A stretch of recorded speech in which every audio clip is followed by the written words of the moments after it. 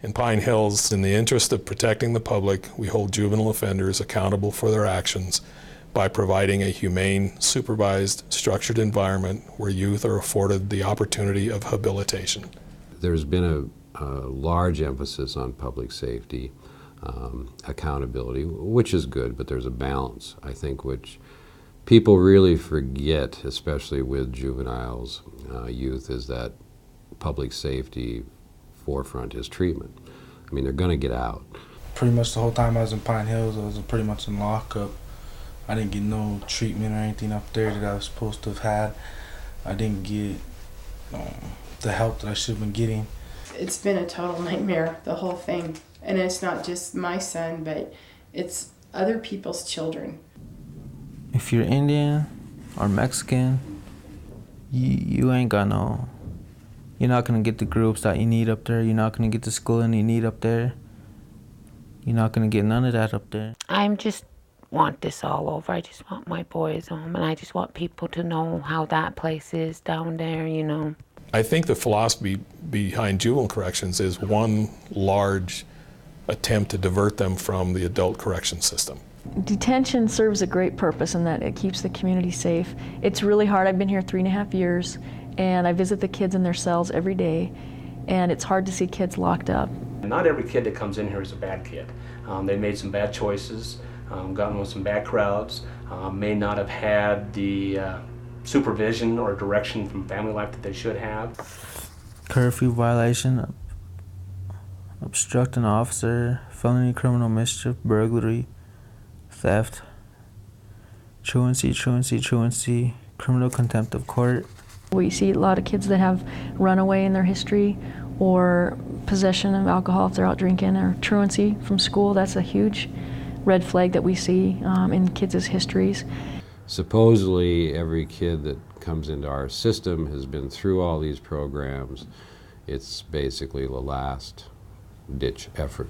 First time in Pine Hills, I went up for stealing a car and burglary. One unit is totally CD treatment. One unit is totally sex offender treatment. One unit is what you'd call your medium, kids that have been either through the program, getting ready to get out, you know, not violent offenders, a little less strict. And then you have your maximum unit, which houses the kids that cause the most problems. In maximum security, they always try to keep you in your cell as much as possible, so they ain't got to put up with you. I was locked down every day, 23 hours a day, and come out at my cell an hour a day just to walk up and down the hallway. We have a difficult population, so naturally there are times that people act out. We were trying to break stuff up in the day room. We tried breaking the window, and I was just trying to break stuff up. Covered my window on my cell door, and staff told me to take it down. I didn't want to take it down because I was using the bathroom. If it was really, really serious, and if you felt that there was a weapon and you can't see, sometimes they will put things up on their windows so that you can't see in. You may resort, and like I say, we haven't had to do this since it's almost a year now.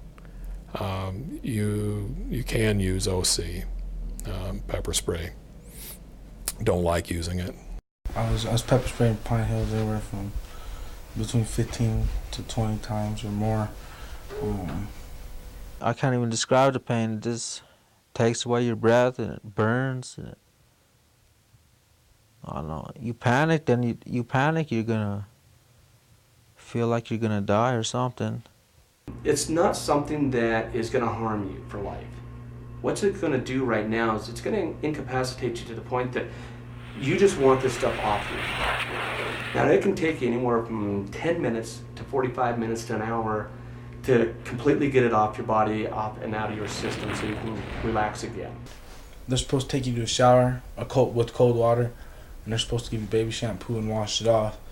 But most time, they'd spray you and they leave you in there, in your cell with it, like the spray on for at least 3 minutes. They time it, and then they make me crawl out like naked, and then they handcuff and shackle me, and then walk me down the hall and then I get to shower. And then there's sometimes I need to get like to shower for like long periods of time.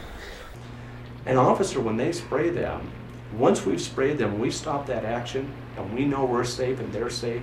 It then turns over. It's now our responsibility to render aid to them. That's get them fresh air, get them fresh water, get them cleaned up.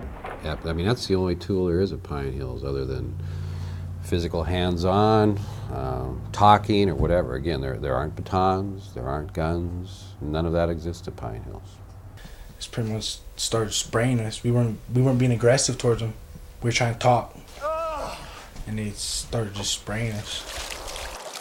I was scared that they're just gonna come in and spray you for no reason. There's outlines of our body on the wall behind us with orange pepper spray.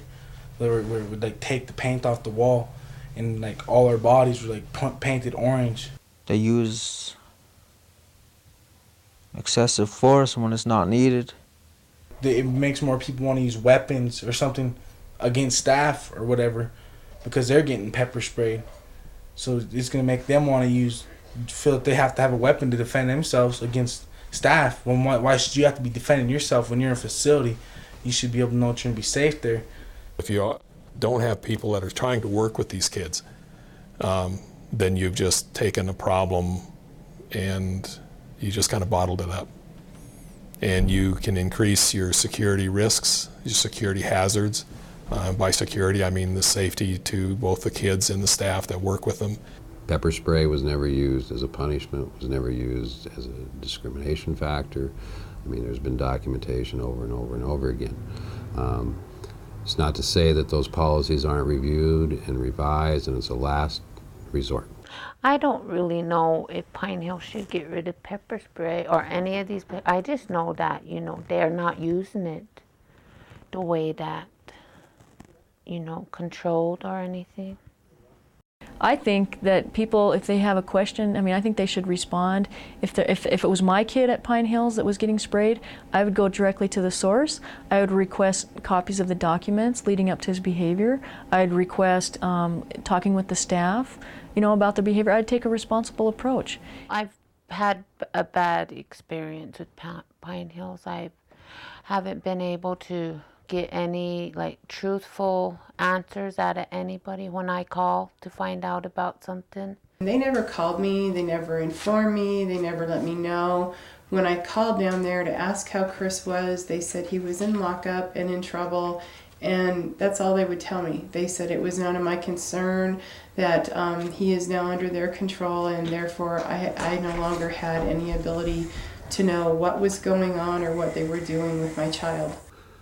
There's probably about a third of the population at Pine Hills that if there were more programs that were meaningful, they wouldn't need to be there. There's probably a small percentage on the other side, about a third, that will probably be locked up off and on for the rest of their lives. And then you've got that big middle ground that you hope that you can do something with. If that's where you want to go, I can't tell you nothing, but I'm just telling you. Just watch where I know where you're going. You're gonna head.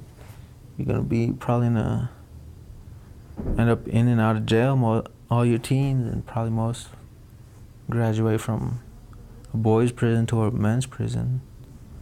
I know these kids have done things, broke the law, but they're still human beings. If they got rid of pepper spray, I think that'd help Pine Hills out a lot as far as the control over the violence and everything. Because some people you can't control by hurting them, like spraying them or whatever. That doesn't help. That hurts them more than anything. It makes them feel more angry inside, more violence. It feels like, I don't know, it just makes you want to retaliate. But like if somebody talks you down and calms you down, then that handles the situation. When my son went down to Pine Hills, he had hopes and dreams. He looked at playing football and graduating and going to college, and he had a future in his mind, and now he has none.